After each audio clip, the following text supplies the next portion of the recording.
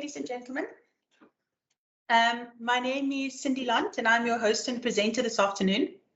My colleague Cassandra will be here to correct in the chat box for us, and my colleague Lisa will join us a little later in the session as we review a practical activity around leading and managing complex situations with regards to organizational change. As the last of the individuals move into our meeting this afternoon, I'm going to just start with an introductory video, and then we'll jump into our slide presentation. Great. So just as an introductory, in terms of the contents and what we'll be looking at this afternoon, we'll be considering some of the topics aligned to organizational change. And our three headliners today will be to look at developing our agility with regards to navigating and adapting to change. And we'll specifically look at some of the concepts around VUCA and organizational agility. We'll also look at some strategies for leading change. And specifically in this space, we're going to look at transformational change, including the components of change and models of change. And then lastly, we're going to look at leading and managing complex organizational change components, and specifically linked to some of the very relevant and new buzzwords aligned to Fluidgigs, decentralized workforces, motivation to work, and technology advances. So just in terms of some housekeeping for this afternoon's session, if we can just ask if you're able to all just mute your microphones and any other devices, it just allows the best sound for all our attendees. Please do make use of the chat box. We're really keen for you to engage with us. So any questions or comments, I can see the chat box and will engage with those throughout the session. We also have a poll later on where we'll share some of the research that we've run through our LinkedIn event over the last week. And then lastly, this session is recorded, so you can look forward to receiving the recording thereafter for additional viewing or for sharing on. Okay. So in terms of organizational change and sort of what the video introduced for us this afternoon was around the fact that change is nothing new. So I think we're all used to change because it's become very much a part of our day-to-day lives, both in business and in work. However, the reality is that the pace at which change is happening at the moment has increased significantly. So if we look at both personal change as well as business change, it has increased exponentially. So as per the quote in the video, it speaks about the fact that if the rate of change outside of your organization is greater than the rate of change inside your organization, then the end is nigh. And that is a quote from Jack Welch. Sorry. Okay. So in the past, organizational change really was driven by improving products and services. And this helped us to look at customer value and remain competitive. Whilst this is still relevant, organizations now have to operate in a higher level or in an era of high levels of unpredictability and disruption due to technology that we currently face. And that technology is advancing at unprecedented rates. So if we look at disruptive innovation as well as regulatory compliance demands. So if we think about the first three industrial revolutions, they were very much characterized by the development of steam and water power, electricity, manufacturing, and computerization. But the fourth industrial revolution has very much been referred to as the revolution that has been referred to as digital age, the Internet of Things, as well as the industrial internet. So this has been brought about as a result of the rapid innovation in our space. So in 2013, McKinsey Global Institute published its report that was named Disruptive Technologies, Advances that will transform life, business, and the global economy. And in this space, they identified 12 emerging technologies that they believe were going to have the potential to radically impact the global economy. Now, most of these have been positive. but a lot of them have created a lot of disruption in our world. So if we think about these 12, I couldn't help when I was researching the other night and putting together this presentation, just to think around mobile internet. I don't know about you, but I think we all sit around the dinner table and we have conversations, and somebody will say something and we'll whip out our phone to go and have a look at the answer.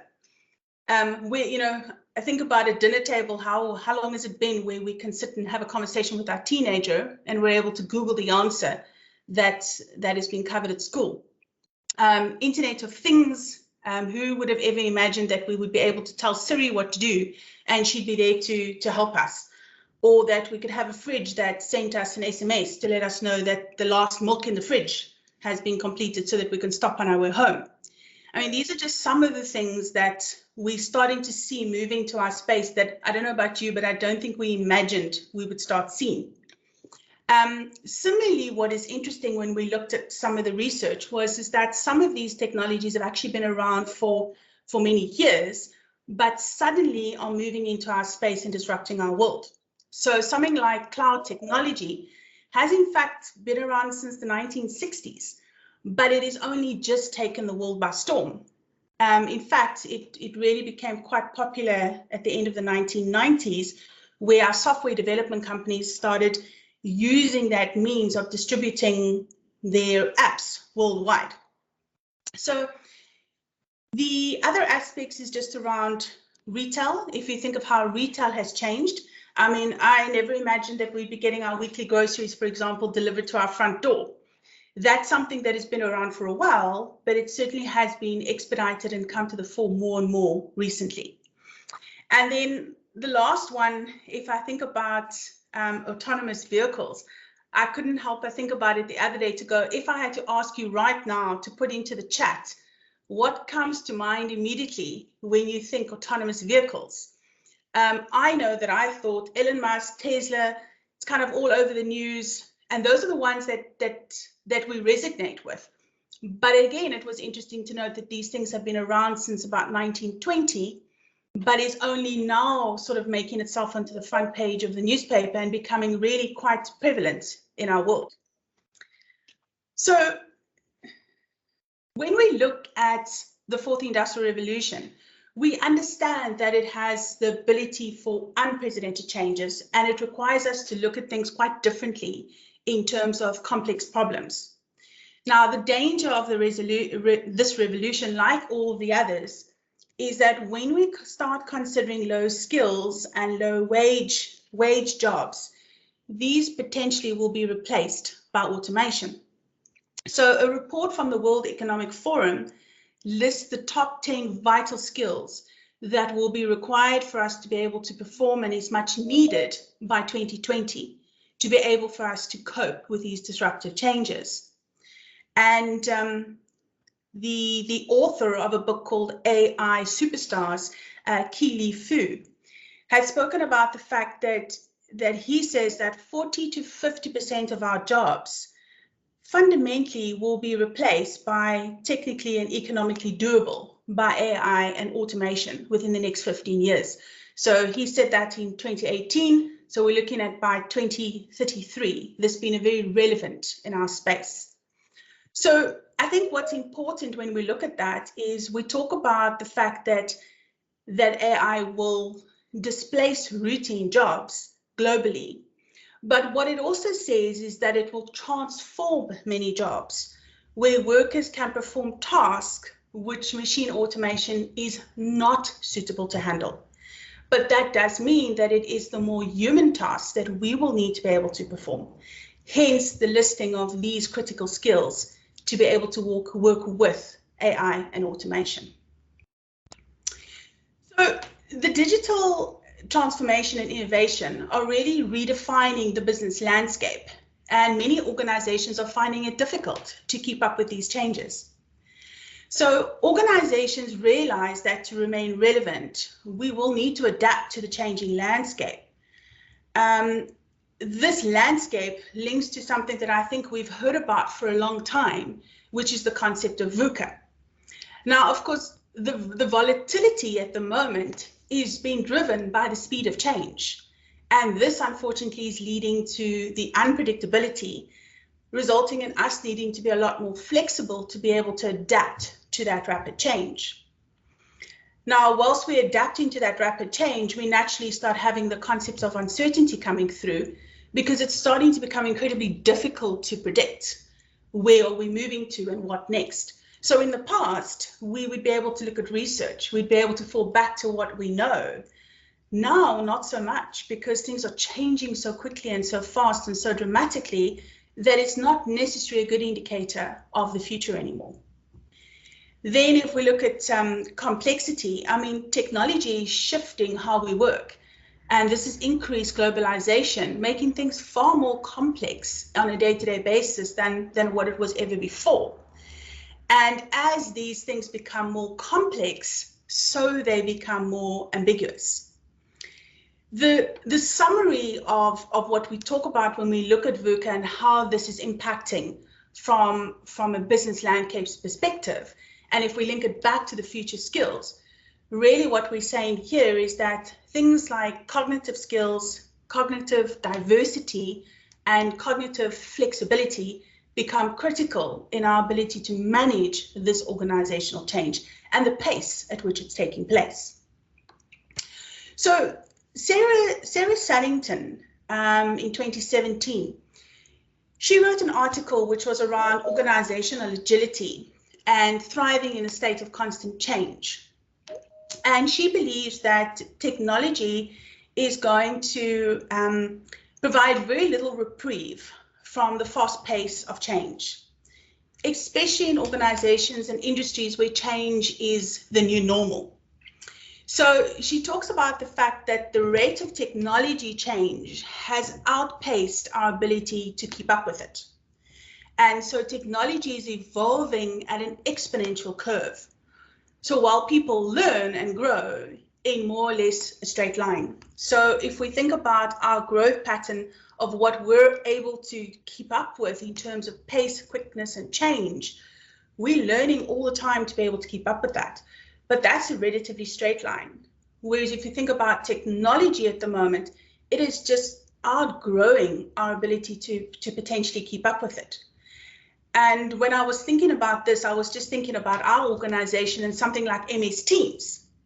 So I don't know about you, but I think we've had MS Teams for a while, and organizations know about it and are used to it and have been using it. But suddenly what happened with COVID last year is we suddenly went and we said, well, how do we talk to our people? MS Teams. How do we have meetings? MS Teams. How do we collaborate? MS Teams. And certainly for Omni, how do we do training? MS Teams. And that's great. So we go through the process of developing people and developing teams and getting all our MS Teams tips going. But somewhere along the line, just when we think we got it, we know how to use it, the change curve happens again because there's a new update and suddenly things are different. And there we see just when we think we know what we're doing, whoops, we're back into the change cycle of the new and having to learn all over again. So an article published by the Economic Times talks about some of the key factors that we will need to consider when it comes to adapting to change in order to remain relevant. And it provides some of these factors that will force organizations to transform in the digital era. And some of these look at the changing workflow and the changing processes. So I think every day as we work and we work to be more efficient and more effective, we will naturally always look at workflow processes in terms of how do we improve and how do we do better.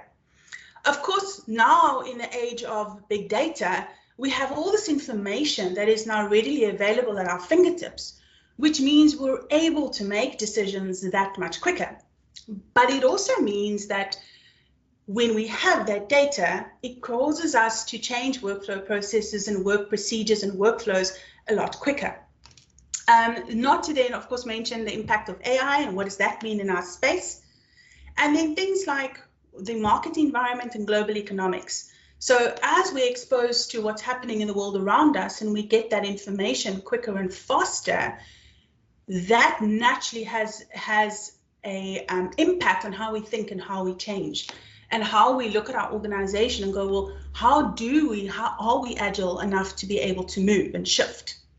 Of course, changing technology. So that nasty word in most organizations at the moment, where we talk around digital transformation strategies, and how do we start using technology for workflow processes, work procedures, and then labor force mobility. And that's an interesting one. And when Lisa joins us a little later, we're going to talk a little bit around what does this change mean for the labor force, and what are some of the potential challenges that we can start seeing coming out in this space. Okay, so I think we can all understand that we need to change and we need to move as individuals as well as organizations. And the reality is that companies that do not innovate, adapt and evolve in order to remain irrelevant, or to remain relevant, should I say, will become obsolete. And in the research paper called Disruptive Technologies Catching the Wave, leading business theologists Joseph Bauer and Clayton Christensen, they state that one of the most constant patterns in business is a failure of leading companies to stay at the top of their industries when technologies and markets change. And I think when we were putting this together the other day and we were just running through it, one of my colleagues went, sure, Toys R Us, are they still around? Such a good example of some of these brands we still see, but not necessarily as often as what we used to in terms of market share. So it just highlights some of it from a technology perspective and the impact of potentially not changing and how their business potentially became obsolete. So when we look at defining organizational change, we understand that it's an essential part of our lives and a part of business. However, it's in most cases, we dislike change because it creates the uncertainty and it fundamentally takes us out of our comfort zone. So hence our automatic response to resistance, and therefore we have difficulty incorporating the new changes. So the Business Dictionary just defines organizational change as occurring when business strategies or major sections of the organization are altered. But when we look at organizational change and defining it, there really is 3 different levels. So the first one talks about transactional change, which I think really just relates to simple things that we know that we can change pretty quickly, has very little impact and can happen with a lot of ease. The second one is transitional change. And this really is when an organization is wanting to move from one state to a future state through transformation and evolution. So this change is pretty simple to deploy, but it can have high levels of unpredictability. So simple, but if we do this, we don't necessarily know what the outcome is going to be. But it's simple enough for us to take the risk, and although it's unpredictable, we're happy to move. Alternatively, it can be complex to deploy because there's lots of things to consider, but we know that if we move, there is high levels of predictability.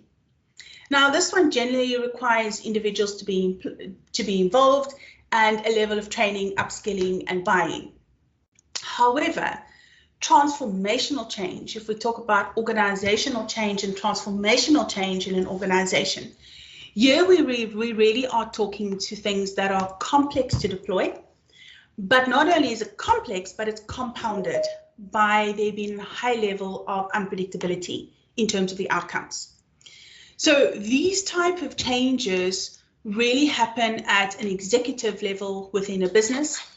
And we know that there is a high level of individuals within the organization needing to create buy-in, communication, and generally high levels of skills needed. So training, collaboration, communication, lots of engagement within the organization for this sort of transformational change to be effective. Now, when we look at change within the organization, we put a poll out on LinkedIn just to sort of get an idea of what are some of the areas that we believe or that our network and our socials believe is some of the areas where change in the organizations fail. What are some of the pitfalls? And really what the results show there, number one was 41% spoke about poor communication. And I think poor communication links really nicely to lack of buy-in and really lack of understanding. So sometimes if we have poor communication, we have lack of buy-in because I don't understand the need to change. And then the last one links to lack of collaboration at 24%. If people are not involved in the process, really they can't buy into it. So that's what our poll said. And it was very interesting to see that the research done by Forbes and why do organizations fail was very much in alignment. So as much as our LinkedIn was, and I'm not 100% sure how many people participated, and I can double check it, but the reality is when I looked back at the research last night, it was interesting to see how the numbers correlated to this research. So poor communication was still the highest. Lack of collaboration was there. If you look, it was the third highest. And then lack of buy-in and lack of understanding is sitting at 31%, which combined together talks to what we looked at in LinkedIn, same percentage, which I think for me are one and the same. If I can't have buy-in if I don't necessarily understand the purpose of this. So, I mean, we need to understand that we need to move as an organization. We understand the impact of not moving. The reality is, though, is that we need to understand the pitfalls, but we need to move anyway, because from an organizational change perspective, we understand that it's what keeps us relevant. So when we look at the benefits of organizational change, and there's 4 key things that has come up from a research perspective around the benefits of organizational change. But I think sort of just a couple of things that stood out for me is that the redefining and improving sales processes and service processes, it really has the ultimate benefit for the customer. But when the customer benefits, so does the organization. The second thing was that it was noted that it would actually boost overall productivity, operational efficiency, and team morale. And when I thought about that, I thought, sure, but how do we achieve that when change mostly causes stress? And so how does that link to having a workforce that is more positive? And when I thought about it, I thought, sure, it really does link to the fact that I think we all get to a stage where we're looking for new skills. We're looking for a challenging workspace. We're looking for team support, growth, development opportunities. So if we can get the balance right of understanding the organizational change and the importance thereof and buying into it, it also does mean that our people are able to see the benefits of the change. 1 for the organization, but 2 for them personally. Then I think the other thing it spoke about was around new technology and how it promotes organizational relevance to stay sustainable. I think the reality for this one for me is that all businesses at the moment are trying to do more with less. And so by leveraging of technology, we really can start successfully seeing the benefit, and sometimes in the long run. So sometimes in the moment, it forces us to work harder. It forces us to take a step back, to reflect, to think, to put new strategies and processes in place. But the reality is once that is up and running, we can start leveraging off that technology. And then we really start seeing the impact and the benefit of how it supports us. And then obviously the last one that comes out is just around organizational sustainability for the future. And the reality here is it's not just about profits and making money and organizational sustainability from that perspective for a board or for directors, but it really is around the survival of the organization, means it's around the survival of the people. And so from a leadership perspective, that becomes critical for us to understand that when the organization changes, we're actually supporting and ensuring the sustainability of the business from a long-term perspective. So when we look at the components of organizational change, it really is important for us to look at the balance. So the components talks about there being 3 areas that we need to consider, and that's people, process, and technology. Now, the reality is that the people are the ones that are doing the work. And so these processes, however, are most generally performed through technology. But the process can only be as effective as the people performing the work activities, and can also only be driven by the technology or performing. So effective as the people performing it, and as effective as the technology that is driving it. And lastly, technology certainly does help us to work faster and more efficiently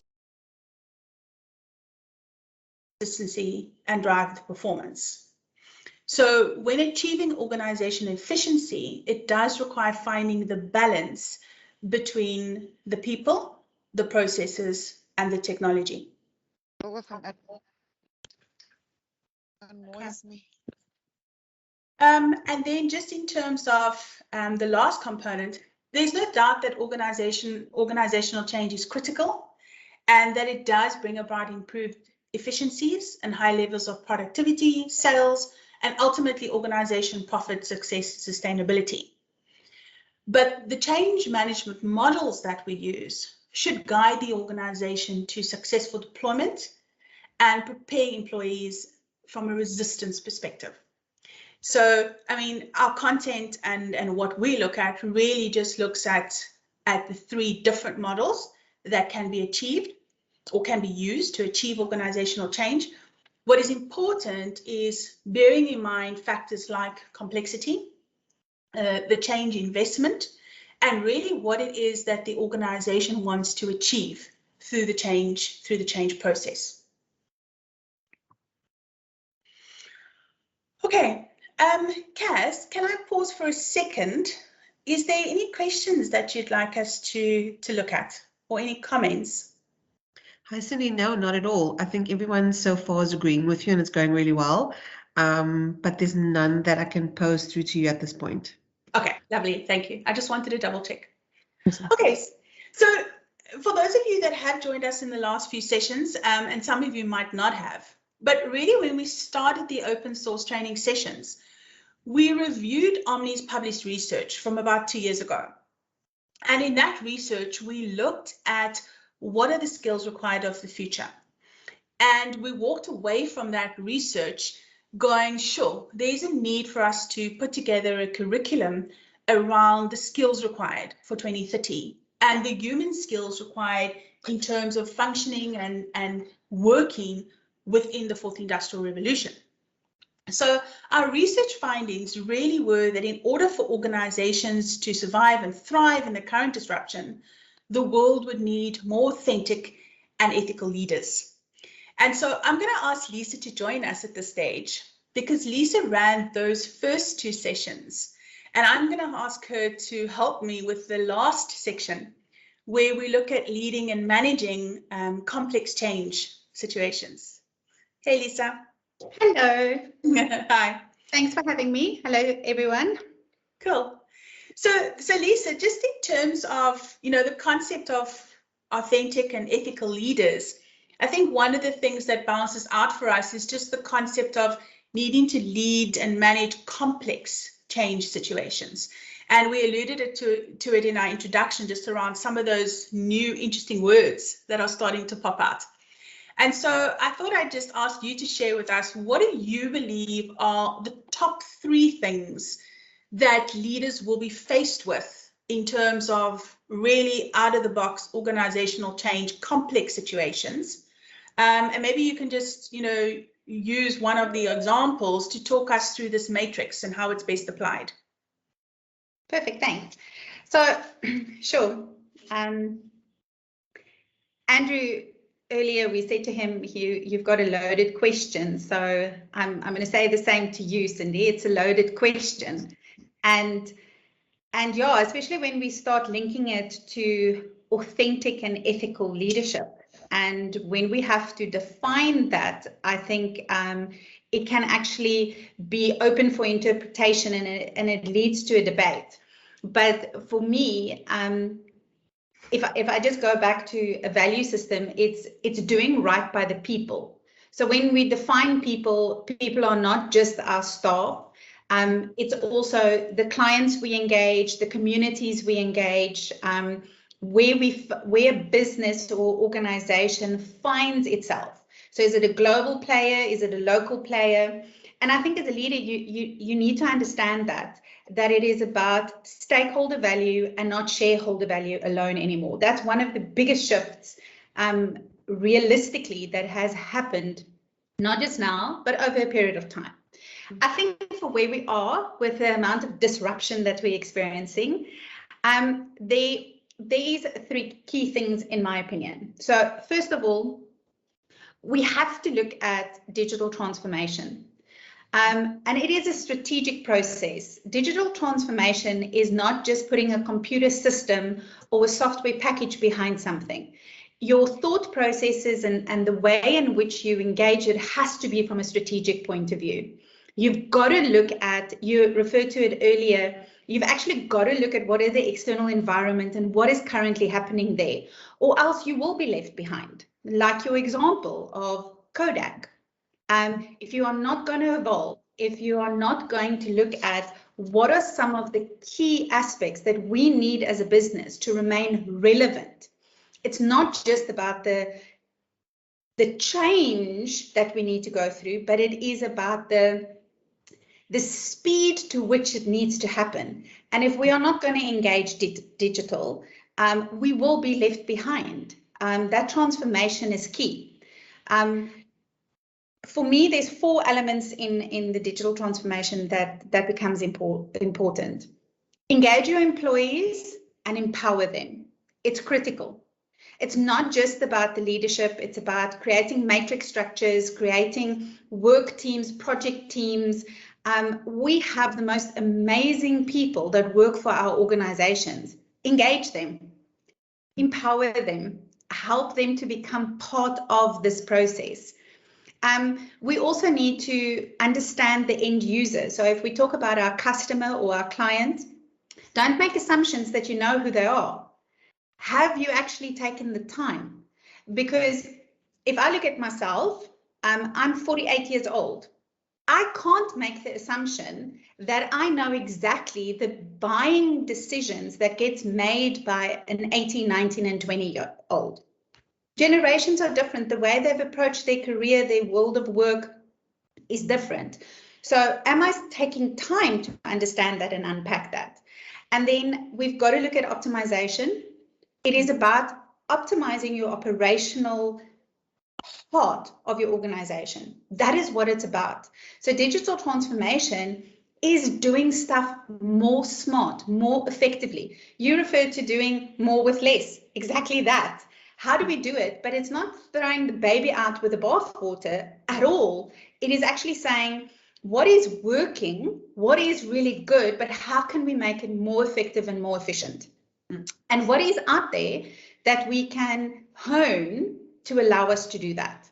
But at the same breath, we've got to be honest and transparent with ourselves as ethical leaders to say, this is something we shouldn't be doing anymore because it doesn't have longevity anymore. Or there's no longer a need for this product or this service. So it might mean that we have to reinvent something or come up with something brand spanking new.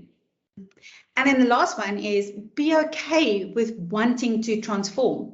That culture, it's more a culture thing for me, that head that you need to have.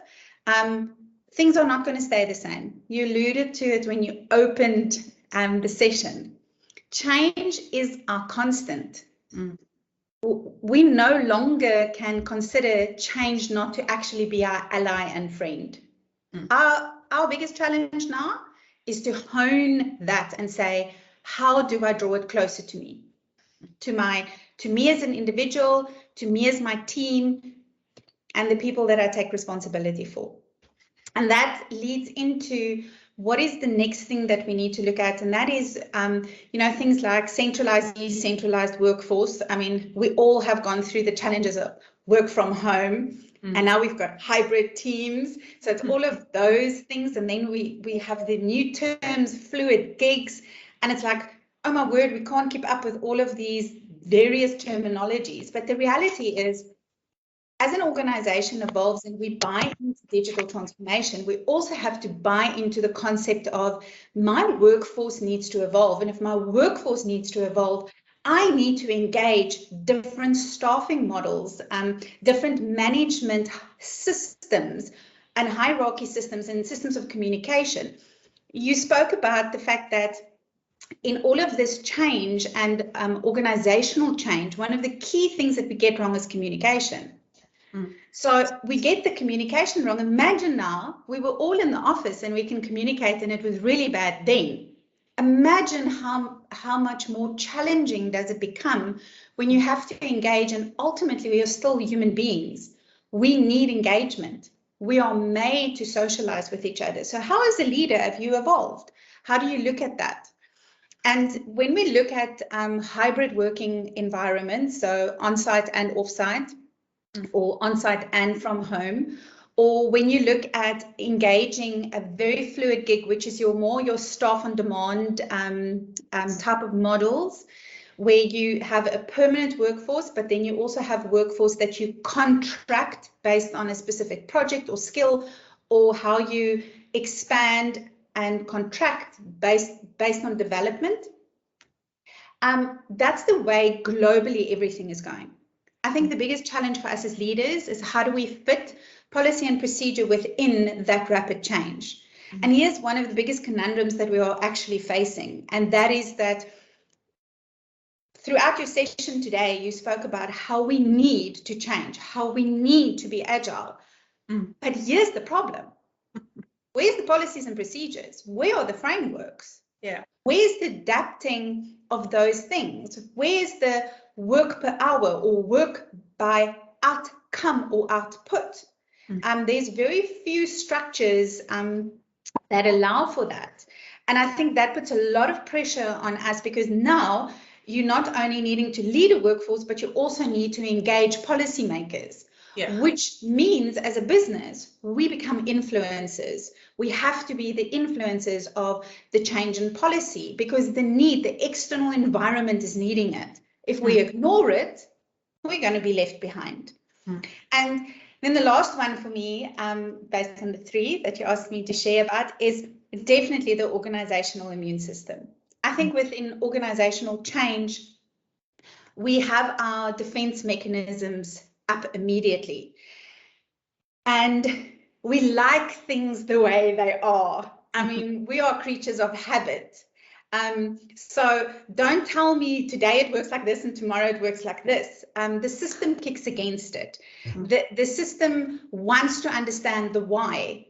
And I think that ties in acutely with the need to be very clear on your communication strategy, link with change, and link with the change or an organizational change strategies.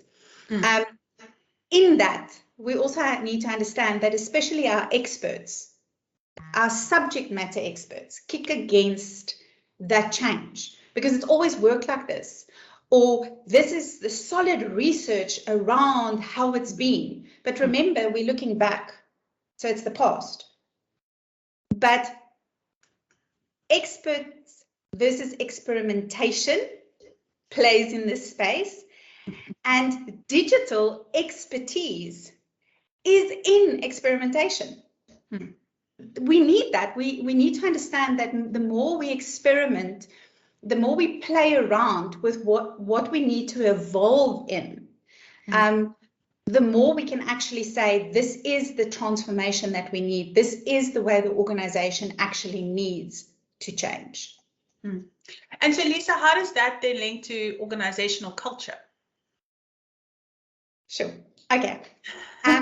So yes, I think that culture is so important. We need to create an environment, and I spoke about it in a previous session around the psychological safety in an environment.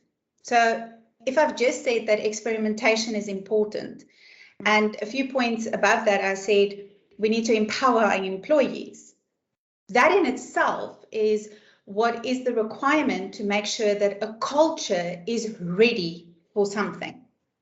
If we are so driven by just compliance, policy and procedure, we are not allowing for experimentation. But if we are throwing out policy and procedure, it's going to cause us to potentially do things within an organization that would be viewed by the people we need to answer for, depending on the industry that you're in, that you are non-compliant. And I think it is the balance within that. And there's 4 key points that I made a note of. So if my eyes move to the side, it's because I am reading.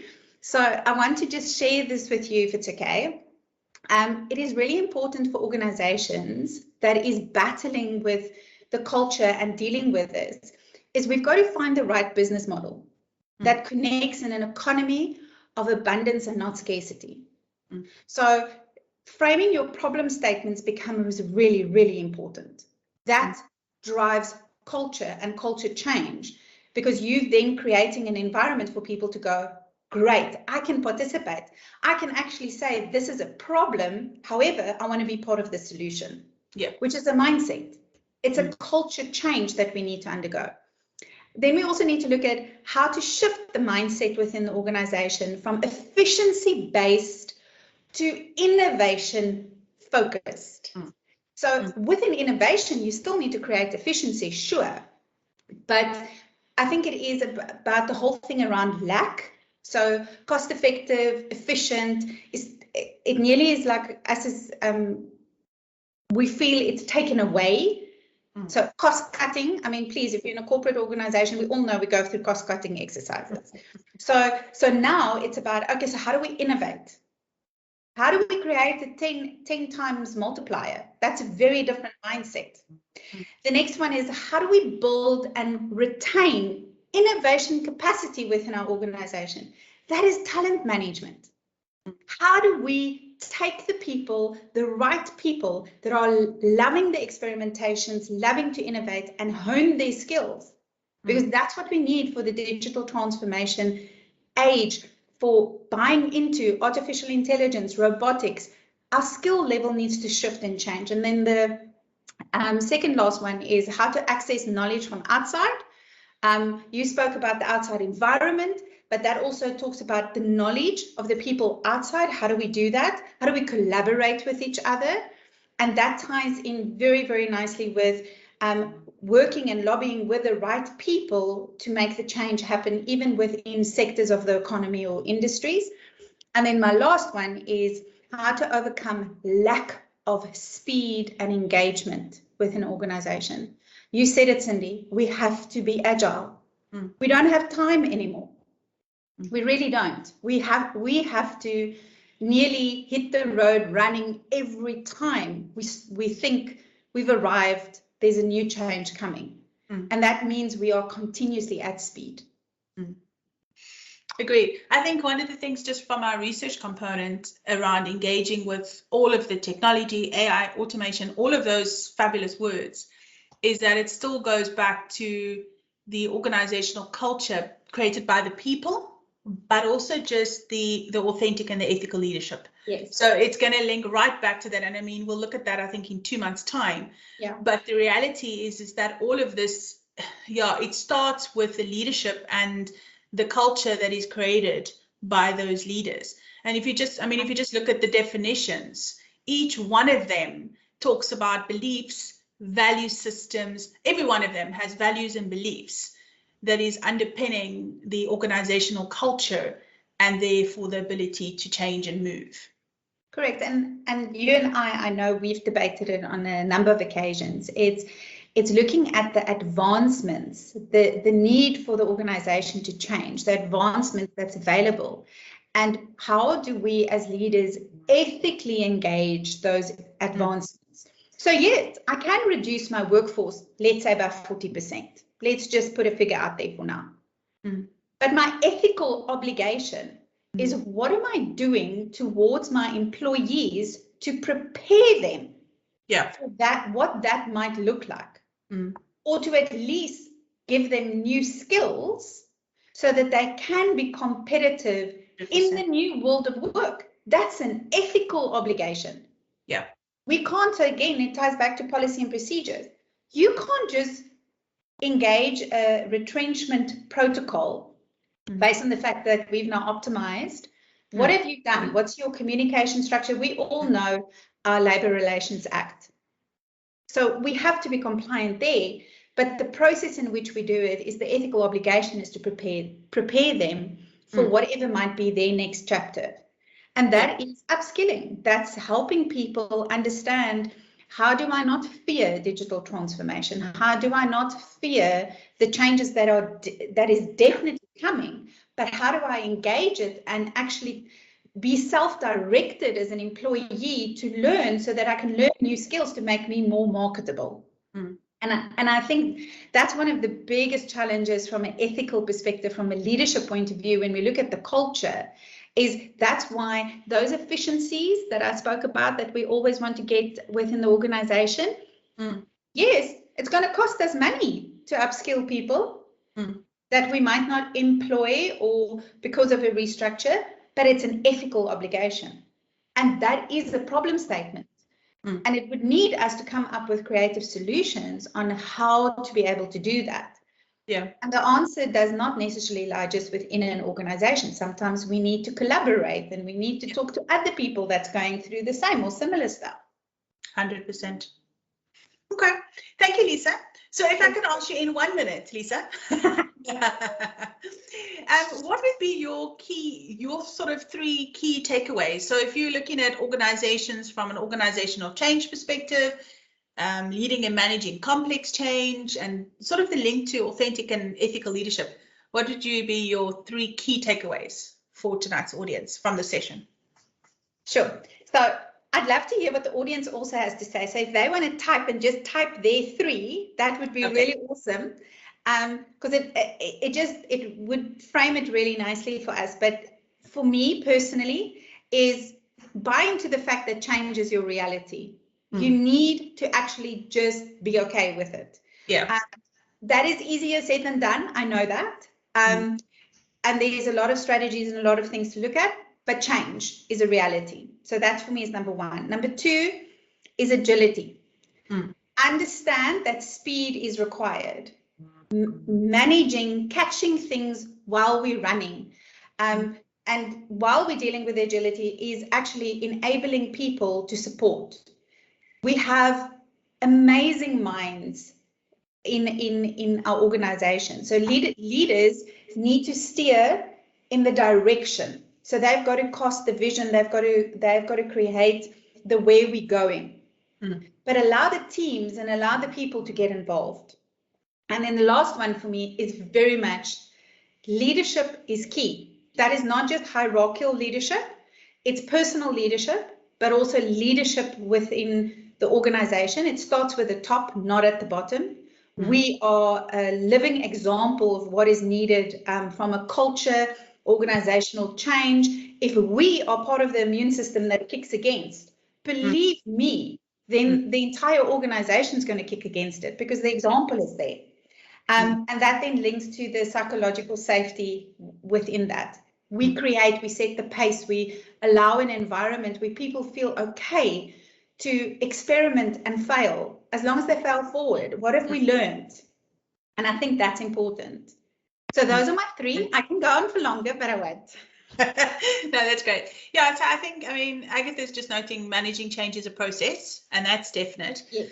I think Tanya just mentioned as well, agility is about building as you fly. Now, I think we can very much relate to that because we talk about jumping off of cliffs and then build planes while we're flying. And that is the harsh reality. That is the reality we find ourselves when it comes to organizational agility. We don't have time to build the plane and then jump. You've actually got to go, we're jumping, best we have something to fly with, and then best you build the model better as you fly in it, because that's the way it's working. Agreed. So, Kazi, is there any other questions? Thanks, Lisa. Thank you for the thoughts. Thank you very much. Yeah, Lisa, if you can just stay online for a minute. There was a question from Trent. I just need to find it. Sorry, I saw his notice, but then I couldn't pick it up. Sorry, I did try to pick it up, but I missed it. Golly, I lost it. It was here a minute ago. I think he was asking the question around, here we go. Lisa, would you agree that flexible staffing is the way of the future to allow for better cost savings on human capital? So Trent, I'd like to answer it like this. The short answer is yes. The longer answer is it's not necessarily for me around cost saving. For me, it's around the correct skill at the right time for the experimentation or project that you are currently working on. So I do believe that there is definitely a huge move to Fluidgigs and different types of staffing models. But it's not necessarily just around cost saving. It is about becoming more agile as an organization, but also for me as an employee, there's benefit. I'm sort of running my own little business now. Now I'm employed not just by you, but by other people. So I'm building up my expertise, my skill level that becomes sought after. And I think that that's important to understand. It's the duality in the relationship becomes important. It's about the business and what the business can optimize in, or the organization, sure, but it's also about the benefit the employee gets. Employee in abbreviated commas. So that I think specifically our millennials and Gen Zs look at employment very differently to what our other generations look at it. They want flexibility. They want to be part. They want excitement. They want to be part of innovation and new things. And that type of staffing model, like you put it, flexible staffing models, would be advantageous specifically for certain generations. Do we, however, last comment, have socioeconomic challenges where it's concerned? Yes, we do. And therefore, we can't do it without engaging policymakers. And that's why leadership becomes very important. We cannot abdicate that responsibility and say somebody else is going to sort it out. We need to ask ourselves, how involved are we? But I think, Lisa, you also said something really important. It's around benefit for both. Because I think a lot of the times in the past, historically, our temp solutions has been to the benefit of the organization to be able to have staff come and go as we needed it. But the change in definition is that it's benefit for both. So the individual can work multiple positions, one, to earn an income, two, to have their own business, but three, importantly, is to build their own skills for better, bigger and better. So it's definitely about the mutuality in the relationship and about benefit for both. I think that's the core differentiator. Agreed. Yeah. I hope we've answered it, or at least given our opinion about it. Cindy, then we've got one more, and I think if you want to take this one, it's from Pelissa, if I've said her name correctly. It is, how in these changing times are we able to enable managers to manage output? Sure, thanks, Cass. Yeah, I think we spoke about people, process, and technology. So I think the people is the managers. What do we do with them, or the leaders? Yeah, I think the reality is that we are sort of leading towards leaders and managers also having a very different skill set, and that potentially the leadership models that were traditional and that we know are not necessarily the models that are going to help us today. And that from a leadership and management perspective, we also just need to start reframing, what does that look like? How do we manage our people? How do we lead our people? And sometimes, and I'm just trying to think, I spoke about it somewhere the other day, and it was when we were looking at authentic and ethical leadership, and I was asked to define it. And I said, sometimes it's around looking and going, well, what do we know? And what does the textbook tell us? And traditionally, if we went to a coach or a business mentor and said, how do I manage this? You'd get an answer, right? And it's very textbook, but that things are changing, and that sometimes it's around making decisions and leaders and managers that we know is right for the organization and the people, but it's not necessary that other people can see that. So I think there's a huge need for leadership development, leadership and management development, and again, a huge mindset change around how do we lead and manage people, specifically around generational and the changing world. It's not the same. Organizations are not the same. We can't lead and manage the way we used to before. So. Thanks, Cindy. That's the only ones I have for you at this stage. Thanks, Cassie. Cool. So, ladies and gents, then, if I may square off, I think what is important for us, just as we close off this evening session, is just to say that really the intent of our open source sessions is to highlight some of the key concepts around organizational change tonight. And I've alluded to the fact that we've created a curriculum and that we've got 13 modules. And each of these open source sessions really is around highlighting the key concepts. And tonight we looked at organizational change, but it by no means covers all the learning components. It literally is just a snapshot. So should you wish to know more and want to know and get a better understanding of the learning component, please feel free to navigate to our Omnistack, which is our e-learning platform. We have the most amazing academic, incredible content in there. It's new, it's hot off the press, and I think very much aligned to the future world of thinking. So in line with that, we have our framework for disruptive leaders, and we've created this curriculum around exactly Peliswa's question, around what is the leadership and management skills required of the future. And that curriculum really does tackle those key concepts and looks at it from what does it look like going forward? Because the textbook tells us one thing, and that forms the foundation, but it certainly is a disruptive world for leaders, and we need to look at things differently. And then just from our perspective, we also understand that within the framework in which we operate, there's certainly a requirement for formal learning. And so what we have done is we've built our development stacks, and you can find that on our website. But really, Omni's development stack is around integrating formal learning and the future skills and the future world of work. And so a learner will complete a formal qualification, but these modules of learning are built into it to ensure that we are developing people right the way from our young youth entering into our business environment, right the way up to strategic leaders around formal qualifications, but building in the critical skills. And then the last one is just our Lumina Spark. We do work with Lumina, and that's really about a professional development tool.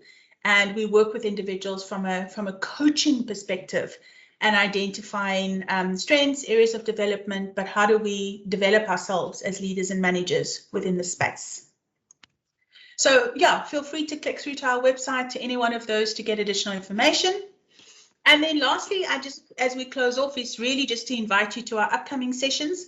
So tonight we looked at organizational change, but through all of this, we've spoken about the fact that our people really are the heart of what makes that successful. And so in our next session, we'll look at individual change and how does this work and how do we support our people. And then we're going to talk about ethical and authentic leadership. And that's a big one. That has got a research paper and a PhD behind it. And that really is around looking at future skills and really throwing it on its head and saying, you know, as leaders and managers, really, what is ethical leadership and what does it mean for the future? So yeah, so we look forward to you joining us in the next sessions. Please obviously click through to our events page. You can find us on socials, and you can get access to any of the events and see what's coming next. So thank you very much for joining us tonight. It's always lovely to have you, always lovely to engage, always lovely to get the feedback and the input. And yeah, we look forward to seeing you at our sessions going forward. So thank you.